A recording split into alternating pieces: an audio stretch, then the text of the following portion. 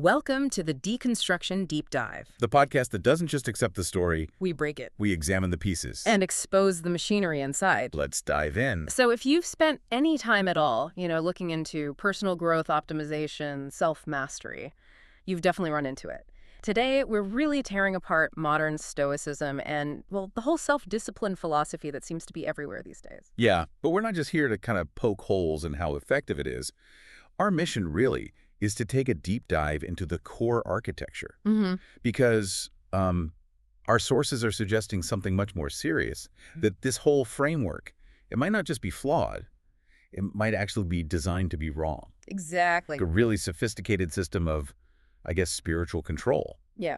But it's dressed up as personal liberation. That's the core of it. That's the mission for this deep dive. We're analyzing its deep logical flaws and really looking at why this philosophy works so perfectly as a mechanism for social control, specifically how it minimizes your ability and even your demand for actual systemic change. Yeah. It's like the perfect philosophical defense for the status quo. So we're starting right at the foundation. We're going to look at the 5 fundamental axioms this whole movement sells you, and we'll break them down piece by piece to show you why each one essentially pulls power away from you and gives it right back to the existing power structures. Okay, let's start with axiom 1. Freedom as internal command. This is the absolute bedrock. They basically define liberty as purely psychological, self-mastery, completely cut off from your material conditions, your economic reality, your political status. None of that matters. Right. And this is where they start bringing in history to back it up. The archetype they always seem to drag out, the go-to example. Epictetus. Epictetus, yeah. Yeah. The slave philosopher. And the sources point out how brilliantly this narrative works. If a guy in literal chains can find total freedom just through his mindset, then, well, your stress about student debt or stagnant wages or not being able to afford a house, that just has to be an internal failure on your part, right? Correct. A lack of mental management. It completely reframes oppression, doesn't it? The sources argue this creates the ultimate internalized control mechanism. It's genius in a way. Yeah. If you actually buy the premise that your external reality, poverty, physical chains, a soul-crushing job, is truly irrelevant to your ultimate happiness, then you're only left with one thing you can possibly control: your reaction. Exactly. And think about the systemic effect of that. Yeah. By making the external world irrelevant to this idea of freedom, any real desire for political change or economic change or even just physical safety, it gets immediately discredited. If you complain about the system, you're just showing you lack discipline. Right. The chains are still there, definitely. But now you've been convinced they're just, an opportunity to practice emotional detachment. It's wild. And if you buy into that, you need something to focus on, right? Right. Which brings us neatly to axiom 2, discipline as deferred gratification. So this philosophy defines self-discipline pretty simply. It's the ability to do hard stuff you don't want to do for benefits way down the line. Yeah. And on the surface, that sounds pretty reasonable. Like, okay, good financial planning, maybe studying for exams, makes sense. But if you really look at how it's applied now in this modern context, it forces this relentless, future-oriented striving mindset constantly. Always pushing towards the future. Always. You're constantly being asked to put off any kind of satisfaction, to optimize for some distant, kind of vague future goal, usually something involving like extreme wealth or power. A goal that, let's be honest, probably never actually arrives. Because the second you hit one target, the philosophy immediately tells you, okay, new goal, harder goal. Right. It perpetually moves the goalposts. Exactly. The deep dive shows the system requires perpetual striving, perpetual inadequacy, really. You can never feel satisfied right now. Because satisfaction might mean you slow down. Right. And your value to the systems that, extract value, it's based entirely on your output. So no satisfaction allowed. Okay, so that perfectly sets the stage for axiom 3. And this might be the most spiritually manipulative of the bunch. Struggle as necessary catalyst. Every single self-help guru pushes this idea. Right. The wilderness period, the necessary suffering, the crucible of adversity. They tell you failure isn't just okay, it's essential for greatness. You have to experience burnout, debt, constant struggle. Because that, and apparently only that, is what builds character, builds resilience. And the consequence of that thinking is, well, it actively romanticizes trauma. It turns adversity into some kind of character-building exercise. So if your current situation is causing you deep stress or pain, this framework doesn't say, hey, maybe change your situation. No. It tells you to be grateful for the lesson. It inherently justifies systemic suffering instead of demanding we eliminate it. You're poor. Oh, good, you're building character. Be grateful for this struggle. It's like intellectual Stockholm syndrome on a massive scale. Totally. It's a complete shift of moral blame. The system creates the hardship, but the individual gets judged morally based on how they react to that hardship. It's masterful, really. You get the final two axioms. And these often kind of work together, like levers applying pressure. Axiom 4, mind-body discipline. The core assumption here is this universal link between physical rigor, the cold plunges, the punishing workouts, the extreme diets, and mental fortitude. Okay, but hold on a second. Isn't there actual documented value in physical health and rigor? I mean, exercise is good for you. What exactly are the sources saying is the deception here? That's a fair question. The deception isn't saying exercise is bad. It lies in the claim of universal correlation. The sources we looked at really highlight that this creates an exclusionary, frankly, ableist framework. Not so. It assumes everyone starts from the same baseline physical ability. It assumes everyone has the same predictable response to physical demands, which just isn't true for every single person. Right. So if someone's dealing with, say, chronic illness or a disability, or maybe they're recovering from an injury, and they can't do the prescribed physical stuff, the 5 a.m. cold plunge or whatever, the framework immediately implies their mental fortitude is lacking. Exactly. It turns into a moral failure tied directly to physical capacity, which is, that's a huge unsupported leap. It pathologizes physical limitation. And then, just to make sure you act right now, before maybe you realize this whole thing is completely exhausting, they pull the ultimate urgency lever. Yeah. Axiom 5, Memento Mori. Yeah. Constant death awareness. Remember, you will die. The ultimate motivator, right? Yeah. That constant reminder, like, you're gonna die, so you must do something productive right now. It's explicitly used to fight procrastination, leveraging that deep mortality anxiety just to drive productivity. Yeah. You're not just trying to be better anymore. You're literally racing the clock of your own death, trying to squeeze every last drop of output from your limited time. So you put those 5 pillars together, right? Ignore external problems, always delay satisfaction, be grateful for suffering, always perform physically, and live in constant fear of running out of time. Yeah. It's a pretty sophisticated recipe, isn't it, for manufacturing the perfect, high-output, highly compliant worker who basically polices themselves better than any boss ever could. Okay, so once those axioms are kind of drilled into you, the philosophy doesn't just, leave you there. It gives you really specific, practical tools to make sure you stick to it continuously. It builds this scaffolding that turns you into a super efficient self-policing agent. And the first tool in that box is this idea of micro-commitment cultivation. The whole premise is that these small, daily, perfectly executed promises you make to yourself. Wake up at 5 a.m., make the bed, write 500 words, whatever the... Tiny habits stuff. Exactly. They aren't ends in themselves. They're supposedly building your integrity muscle. Right. The focus is on flawless execution of really trivial things to create this internal moral momentum. Why? Well, the implication is, if you can't even trust yourself to make your bed properly, how could you possibly trust yourself to, say, reject the entire system? Okay. And this feeds right into the next concept, identity as verb. That's become a huge mantra lately, hasn't it? Yeah, do the verb instead of trying to be the noun. Right. Don't try to be a disciplined person. Just do the disciplined actions over and over. And this mantra ensures you basically never stop performing the duties of the identity you want. The second you rest, the second you stop doing the verb. You risk losing the noun. You're no longer disciplined. Precisely. And to keep you from getting distracted by reality, by the external world, the system demands an internal validation standard. Success must be measured only against the personal metrics you set. Any external recognition, like a raise, praise, a promotion, even a compliment, is explicitly framed as a corrupting influence. Which, let's be real, is incredibly convenient for anyone who's extracting value from your labor, isn't it? How do you mean? Well, if you don't get that raise, or your startup fails, or nobody notices your contribution, the system gives you an instant cognitive defense. Oh, well, external validation is worthless anyway. My true success is internal. I met my personal metric this morning when I did my push-ups. That's all that matters. Right. You've successfully insulated the power structure from your own dissatisfaction. Okay, so what happens when you're doing all this relentless striving, focusing inward, and reality pushes back? You hit a wall. The framework has a built-in cognitive shortcut. It's designed to stop you from ever questioning the path itself. It's called obstacle reframing. Yes, and our sources point to that specific repetitive phrase that acts like a trigger for this. Which is? Impediment to action advances action. Wow. That's psychological jujitsu right there. It really is. It means when you hit a barrier, a regulation, a project delay, a personal screw-up, instead of questioning why the barrier is there, you immediately reframe it as an opportunity for performance. The obstacle isn't a problem to solve or remove, it is the workout. Yeah.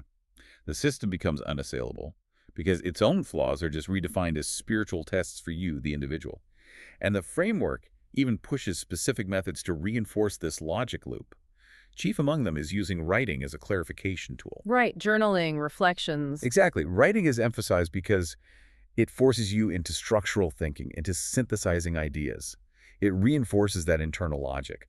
By writing down your goals, your reflections on your failures, you're essentially cementing the rules of the self-policing agent in concrete, making them seem objective. Unchallengeable. And the deep dive shows this framework is surprisingly adaptable, even for, our current digital age. When it comes to technology like social media, the framework basically views it as engineered voluntary conflict. Yeah, like it's a battle designed specifically to bypass your logic with pure outrage. And the solution prescribed is never, hey, let's address the systemic issues social media reveals. No. Never. It's always internal detachment. Withdraw your attention, regulate your reaction, get back to your personal metrics, ignore the dumpster fire. Right. And what about newer tech like AI? Same playbook. AI is framed only as a tool. It's not a master. It serves human intentionality, human refinement. So the focus stays tightly on human will, your control over the tool, rather than digging into the massive societal implications or, the power shifts that technology represents. Everything. Even huge global technological changes have to be funneled back through that internal locus of control. Your mindset is all that matters. Okay, so we've kind of built the case for the architecture, the structure, and the tools it gives you now. Now it's time to really apply the scalpel. Let's expose the philosophical contradictions, the cracks right at the heart of this system. Yeah. Because this structure isn't just exhausting. Our sources argue it's logically bankrupt. Okay. Let's start with that fundamental disconnect we talked about back in part 1, internal freedom versus material constraints. The whole philosophy kind of dismisses material constraints, says they're irrelevant to consciousness, to happiness. But the academic counter-argument hits really hard here. Yeah, the research we looked at leans heavily into thinkers like Marx, who argue the exact opposite. Right, that consciousness is fundamentally determined by material conditions. Exactly. If you're working 3 jobs just to survive, if you're dealing with food insecurity, structural racism, chronic illness, your actual capacity for psychological self-mastery, for controlling your reactions, is objectively diminished. It just is. To ignore that material reality isn't philosophy. The sources basically call it self-delusion. Yeah, it asks the individual to maintain, peak psychological performance. Even when the basic material inputs needed for that performance, like rest, security, health, have been systematically stripped away by external forces. It's absurd. Okay, next big issue. The incredibly vague common good. The entire philosophy eventually pivots to this idea of service as ultimate meaning. Right. You find meaning by contributing to this supposed common good. Who gets to define what that good actually is? The meaning of that phrase has changed constantly throughout history. It's totally politically fluid. Totally. And our sources dive into Foucault here. They define the common good as, well, a Foucaultian concept, a discursive construct for normalization. Okay, translate that from academics. But why is it a choice? Why can't we pursue both? Fight for material transformation, better wages, healthcare, environmental protection, and work on psychological health at the same time. Right. The separation feels deliberate, designed to reduce collective action. Absolutely. Okay, now for maybe the most critical fallacy, especially tied back to Axiom 3, the struggle one. Okay. It's called post hoc ergo propter hoc. Which literally means... After this, therefore because of this. Okay, so how does that apply here? It's the mistake of assuming that because struggle happened before success, the struggle must have caused the success. No, okay. The system sees. This great person struggled.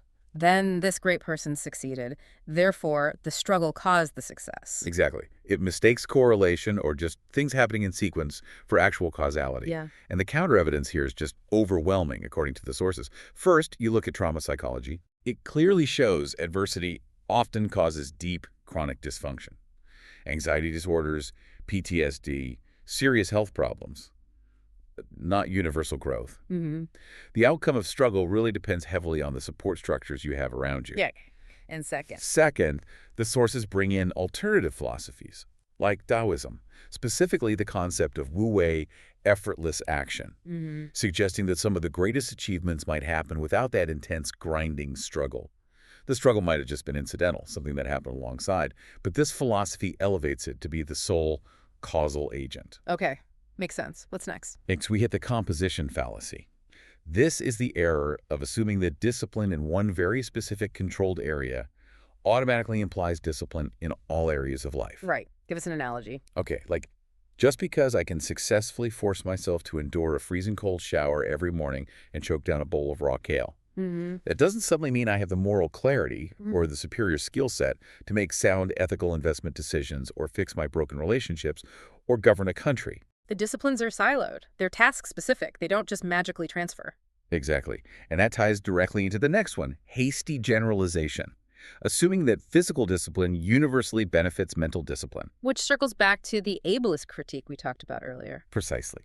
My ability to run a marathon doesn't automatically grant me greater wisdom or superior insight into economic policy, or suddenly make me emotionally bulletproof. The connection is just asserted constantly, but it's not universally proven, especially when someone's mental discipline is already being hammered by systemic pressures. Yeah.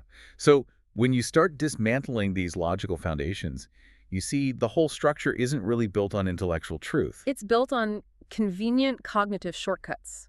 Shortcuts that seem to serve a much larger external interest. Okay, so this deep dive shows that this whole philosophy internalized self-control while ignoring external problems. It's not some modern invention, right? It's actually a recurring pattern throughout history. Our sources dig up multiple precedents where basically identical methods of disciplined resignation served external power structures. Yeah, we absolutely have to look at Gnosticism here. Some Gnostic schools taught that the spiritual freedom of the soul was absolute, totally separate from the body. Right. So the physical oppression or bondage of the body, it was kind of accepted or at least tolerated because your true self was considered elsewhere totally untouchable. That's the exact playbook modern Stoicism uses, isn't it? Yeah. Accept material oppression because true liberty is purely psychological. Exactly. Then you've got the Puritan work ethic. Oh, yeah. This wasn't just about, working hard to make money. It was the sanctification of suffering and toil. It provided the moral justification for endless grinding labor. Hard work proved you were chosen, right? Okay. And failure proved you were morally deficient. Precisely. It created this unbelievably powerful engine for economic production, driven entirely by spiritual anxiety. And what about Sparta? The Agoj. Right, that legendary, brutal physical training regime. That training wasn't primarily about individual self-improvement or finding your best self. No. The sources are clear. It was used specifically to instill absolute, unquestioning obedience to the state, to the collective. It proves extreme physical rigor can be a tool for social compliance, not just personal growth. It's actually kind of astonishing. Yeah. The same death contemplation techniques used by medieval priests are now repackaged as memento mori for like corporate productivity. I didn't connect those dots before the sources laid it out. Yeah, the medieval practice of ars moriendi, the art of dying well, that was all about death contemplation used for religious compliance, encouraging a life lived in fear of damnation, making sure you followed the church's rules. And that's the direct philosophical ancestor to the modern anxiety, pushing you to buy the next productivity course or hustle harder. Wow. So, if the individual is the one struggling, working harder, feeling more anxious, always putting off satisfaction, actively ignoring systemic injustice, we have to ask the really critical question: who's actually profiting from this mass psychological adjustment? Who benefits? Okay, let's name the beneficiaries. Surgically precise. First, capital. This philosophy creates the dream workforce, right? Productivity-focused, self-policing workforce. You internalize all the strict discipline your employer needs, which means the employer doesn't have to waste resources monitoring you or motivating you. You're doing it yourself under this self-imposed moral pressure, constantly optimizing your own output. Okay, beneficiary number 2, the state. The deep dive shows this clearly results in a population seeking internal rather than political freedom. Right. If individuals believe their true happiness lies only in perfecting their morning routine and managing their emotions, There's a massive reduced demand for political or economic reform People are too busy doing cold plunges to organize a housing protest or demand fair wages. Exactly. And beneficiary number 3, the guru economy. Ah, yes. This whole framework is a machine designed to foster dependency on philosophical authorities for affirmation.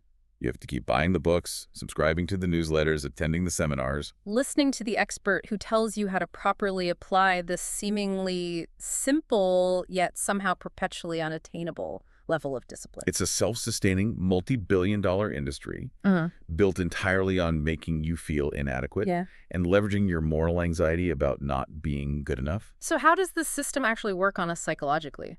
The source matrix clearly identifies these psychological control mechanisms.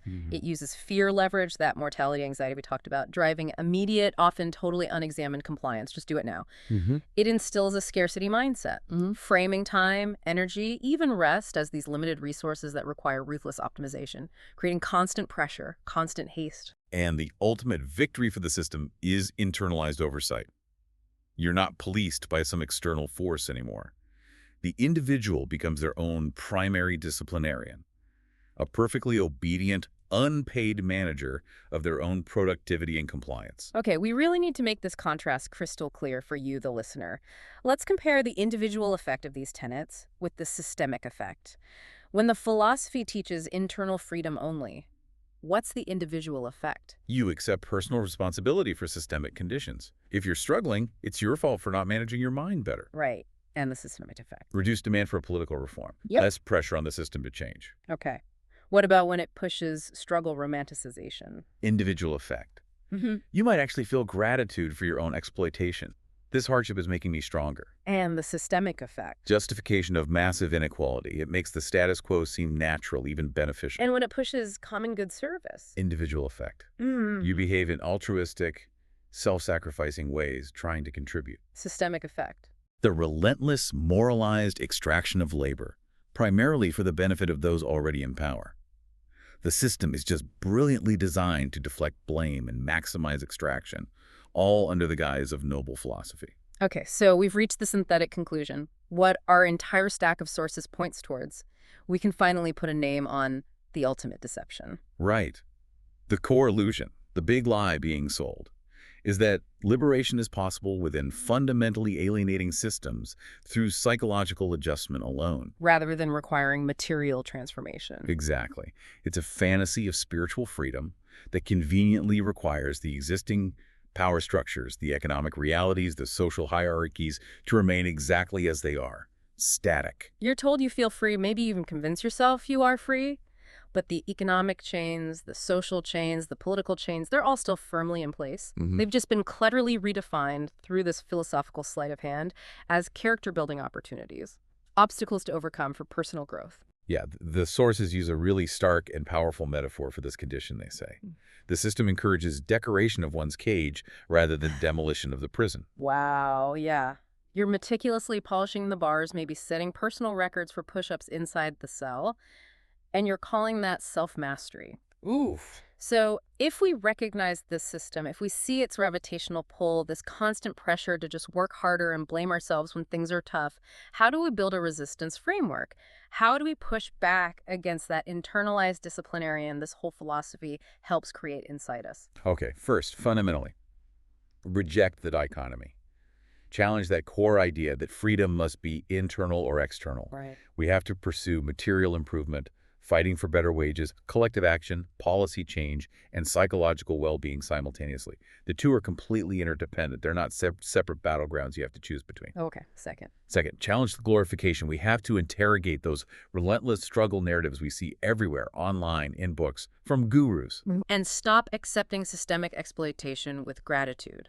If a job or a debt structure or a political system is actively causing you hardship, the primary necessary response should be to change the system, not thank it for the opportunity to build character. Absolutely. Yeah. Third, reclaim humanity. We need to actively reclaim rest, spontaneity, joy, collective downtime as fundamental human necessities, not label them as self-indulgent failures or disruptions of discipline. Rest isn't a moral failing. It's not laziness. It's a prerequisite for any kind of sustained, meaningful existence, and frankly, for any kind of resistance, too. Exactly.